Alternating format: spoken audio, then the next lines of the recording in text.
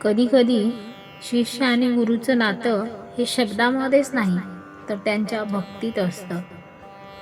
स्वामी समर्थांचे एक भक्त होते, स्वामी सूत. ही कथा आहे स्वामी सुतांची. स्वामी सुतांचे मुंबईतील वास्तव्य, प्रेम, श्रद्धा आणि अनुग्रहाची कथा. अक्कलकोटातील श्री स्वामी समर्थांचे अनेक शिष्य होते. त्यांच्यातील एक अत्यंत प्रेमळ, भक्तिमय आणि अंतःकरणाने निष्कपट असे शिष्य म्हणजे स्वामी सूत.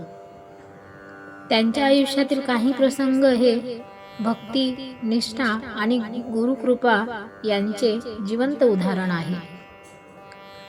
मुंबईमध्ये आगमन. शके 1791च्या कार्तिक महिन्यामध्ये नाना जोशी नावाचे नगरचे राहणारे एक जिज्ञासू गृहस्थ काही कामानिमित्त मुंबईला आले होते. नाना हे स्वभावाने भक्त, धर्मवेडे आणि आध्यात्मिक गोष्टींवर उत्सुक होते. मुंबईमध्ये असताना त्यांनी ऐकले की अक्कलकोटच्या श्री स्वामी समर्थांचे एक शिष्य कामाठीपुऱ्यामध्ये आला आहे. हे ऐकताच नानांच्या मनात उत्सुकता निर्माण झाली. ते तात्काळ कामाठीपुऱ्यामध्ये गेले. तेथे स्वामीसूत बसले होते. नाना आत शिरताच स्वामीसूत त्यांच्याकडे पाहून म्हणाले, नाना जोशी नगरकर, ते तुम्हीच काय? हे ऐकताच नाना थक्क झाले, कारण त्यांची आणि स्वामीसूतांची याआधी कधीही भेट झाली नव्हती, ओळख नव्हती. तरीही त्यांचे नाव, गाव आणि ओळख स्वामीसूतांना कशी ठाऊक? नानांच्या डोळ्यात अश्रू आले. त्यांच्या अंतःकरणामध्ये भावनांचा पूर आला. त्यांनी नम्रतेने स्वामीसूतांच्या चरणी नतमस्तक टेकले. त्या दिवसापासून नाना स्वामीसूतांच्या सहवासात राहू लागले. त्यांनी त्यांचा अनुग्रह घेतला आणि जीवनाचा नवा अध्याय सुरू झाला. उत्साहाची सुरुवात. शके 1992च्या चैत्र महिन्यामध्ये स्वामीसूतांनी प्रथम उत्सव सुरू केला. हा उत्सव म्हणजे भजन, कीर्तन, नामस्मरण, साधना आणि भक्तीचा सोहळा. पुढील वर्षी शके 1993च्या चैत्र महिन्यामध्ये त्यांनी अक्कलकोट येथील उत्सव सुरू केला. तेव्हा काही सेवेकरांच्या कृतीची थट्टा करू लागला. शिवबाई आणि भुजंगा यांनी श्री स्वामी समर्थांना विचारले, स्वामीसूत काय करीत आहेत? त्यावर समर्थांनी हसून उत्तर दिले, हा आमच्या लग्नाचा उत्सव आहे. या उत्तराला गूढार्थ होता. हा लग्न सोहळा म्हणजे जीव आणि शिव याचा मिलाप, शिव आणि गुरु याचे अखंड नाते. स्वामीसूत जे अभंग म्हणत, त्यानुसार समर्थ महाराज स्वतः गोट्या खेळत, लीला करत, म्हणजे गुरु आणि शिष्य यातील सूक्ष्म नाते सर्वांना दिसत होते.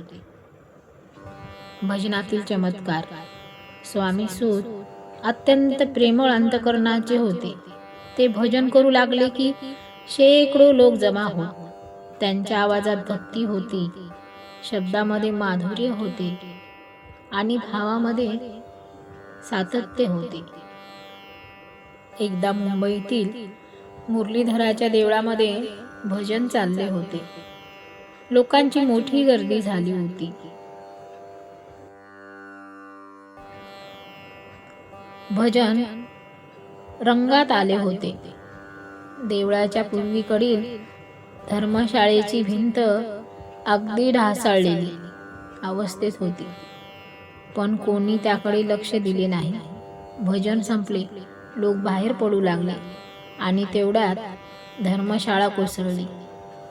परंतु एकही भक्ताला इजा झाली नाही, कारण भजन चालू असताना कोणतेही विघ्न आले नाही. हे गुरुकृपेचे सामर्थ्य होते. राजवाड्याबाहेरील 3 दिवस एकदा स्वामी सूत अक्कलकोटास आले. त्यावेळी श्री स्वामी समर्थ राजवाड्यात आले होते आणि त्यावेळी कोणालाही दर्शनाची परवानगी नव्हती. स्वामीसूत राजवाड्यापुढे आले. त्यांनी नमस्कार घातला आणि ते उठलेच नाहीत. 1 दिवस गेला, 2 दिवस गेले, 3 दिवस झाले. तिथेच दंडवत घालून पडून राहिले. ना जेवण ना पाणी, शरीराची जाणीवच नव्हती, फक्त गुरुदर्शनाची आस. 4थ्या दिवशी अद्भुत प्रसंग घडला. जशी आई लेकरासाठी धाव घेते, जशी गाय वासरासाठी पळते, तशीच श्री स्वामी समर्थ राजवाड्यातून बाहेर धावत आली. त्यांनी स्वामीसुतांना उठवले, उचलले आणि आत नेले. राजवाड्यामध्ये पुरुषांना प्रवेश नव्हता, पण त्या दिवसापासून स्वामीसुतांना परवानगी मिळाली. हे प्रेमाचे सामर्थ्य होते. स्वामीसुतांचा हृदयस्पर्श अभंग. राजवाड्यात प्रवेश केल्यानंतर स्वामीसुतांनी अत्यंत भावपूर्ण अभंग म्हटला.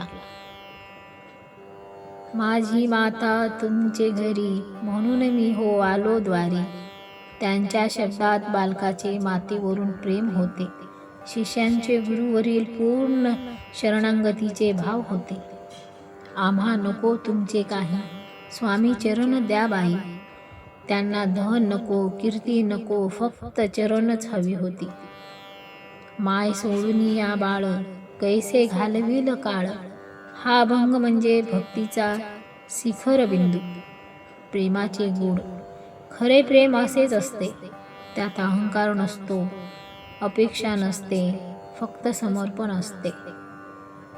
स्वामीसुतांनी गुरूंसाठी आपले सर्वस्व अर्पण केले आणि गुरुनेही त्यांच्या प्रेमाची परतफेड केली कृपेच्या वर्षावाने.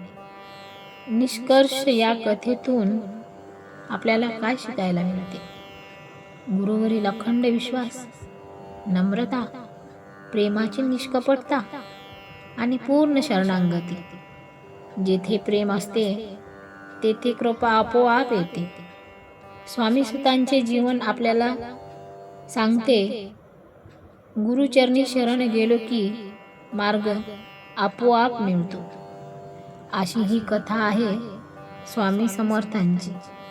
जर तुम्हाला ही कथा आवडली असेल तर नक्की कमेंट्समध्ये श्री स्वामी समर्थ लिहायला विसरू नका.